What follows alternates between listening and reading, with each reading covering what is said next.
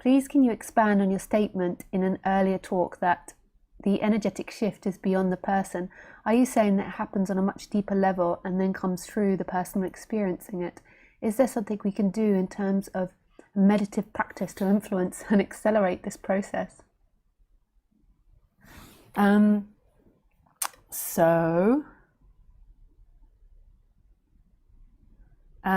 Yeah, so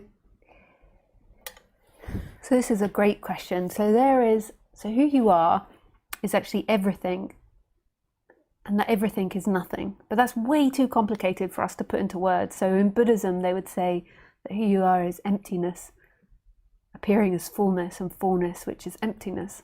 But that's way too complicated to comprehend on the intellectual level. But maybe you can get sense of it energetically when I say that.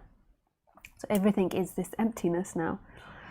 But what we can say is we can use an intermediate stage, where this stage, that we can call it beingness. Beingness is that I am, not I am the body, not I am something, that sense that this is, this amness, this sense that it's happening. And we can also talk about consciousness.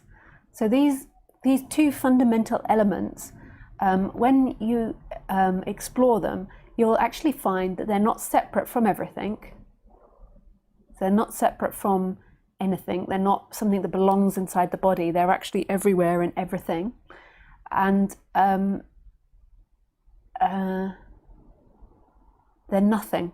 They're not a thing. Like you can never capture consciousness in a jar, or beingness, that sense that this is happening in a jar. You can't be like, I got it, got consciousness. And then another one, I am, got them. You'll find that they're not a thing. They don't exist anywhere.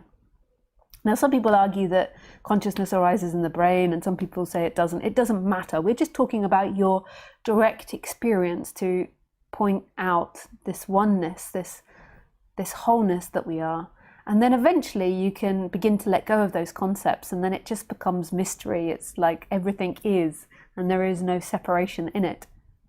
But they're perfect concepts in order to be able to talk about this on a little bit more of a simpler level. So right now there is consciousness, like you're looking at me and there is something that knows that you're looking at me, and in that there is thoughts appearing that describe it.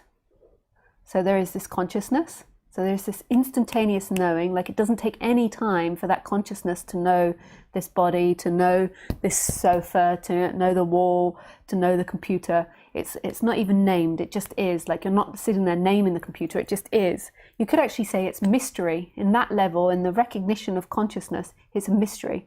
But then your mind interprets it and says, I'm listening to Lisa, I like her, I don't like her, I'm watching her through the computer, I like my computer, I don't like my computer. So then you've got this thinking, which the consciousness is aware of.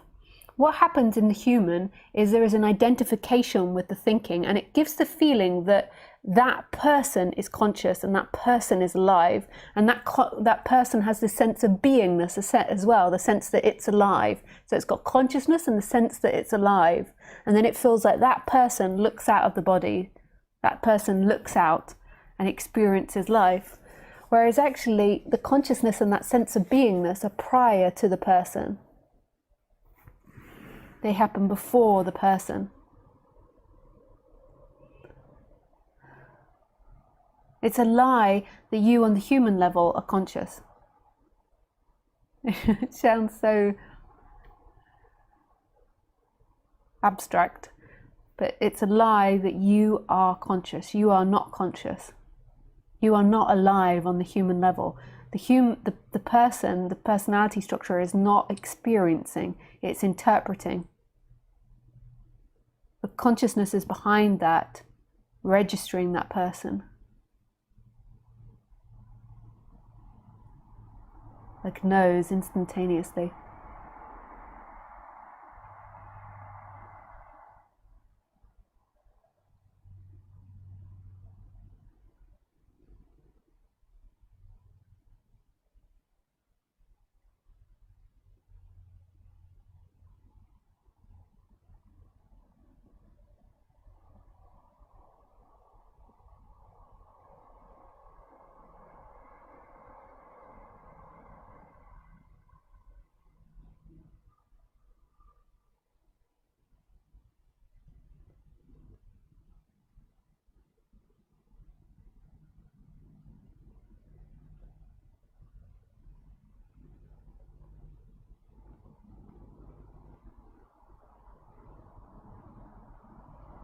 So that's really profound.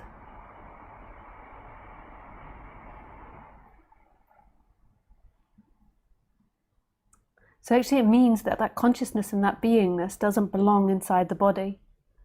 That consciousness and beingness is in all things. It's in what it's experiencing.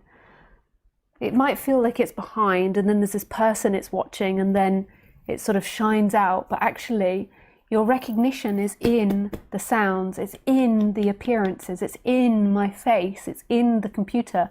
Like, can you find in this moment this point where your consciousness ends and my face begins, where the sound of my voice begins and your hearing ends?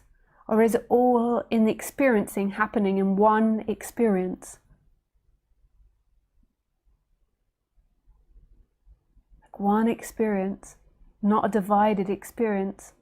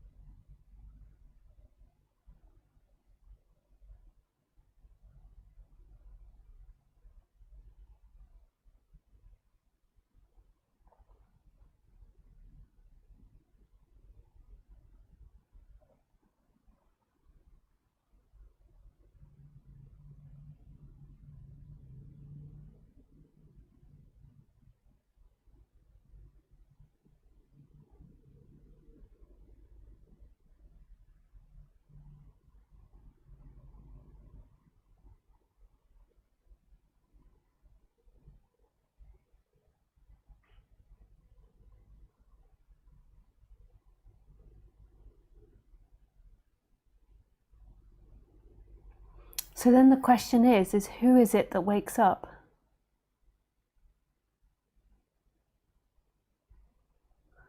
So you're asking me, like, how does that person accelerate it? But that person's not alive. Who is it that wakes up? So who is this person that you think's going along in time? It's a functioning that's appearing just like a train appears or a car appears or another person appears, but it's not actually alive, it's not conscious, it's not registering.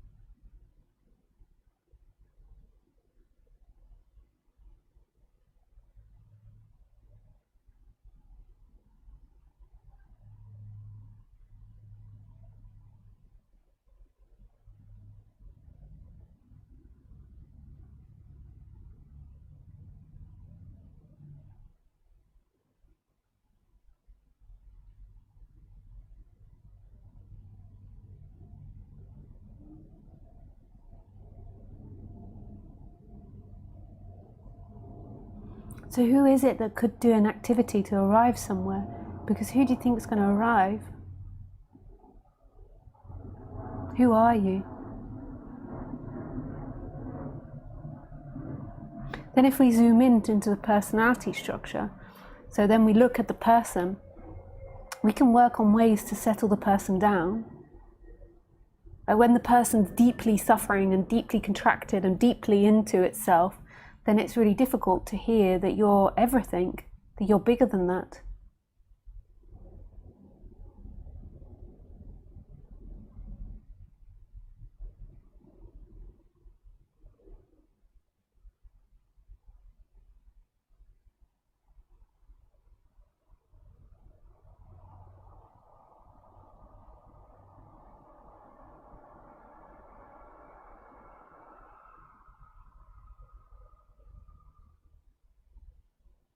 So you can meditate, but you've got to understand that that meditating is what settles down the person. And yeah, maybe if the person settles down, then that can be heard easier. Like if you're suffering and thinking and identified loads, then how can you speak about something bigger than you? It's too noisy. But who is it that arrives at awakening? Who is it that will get enlightened? Who?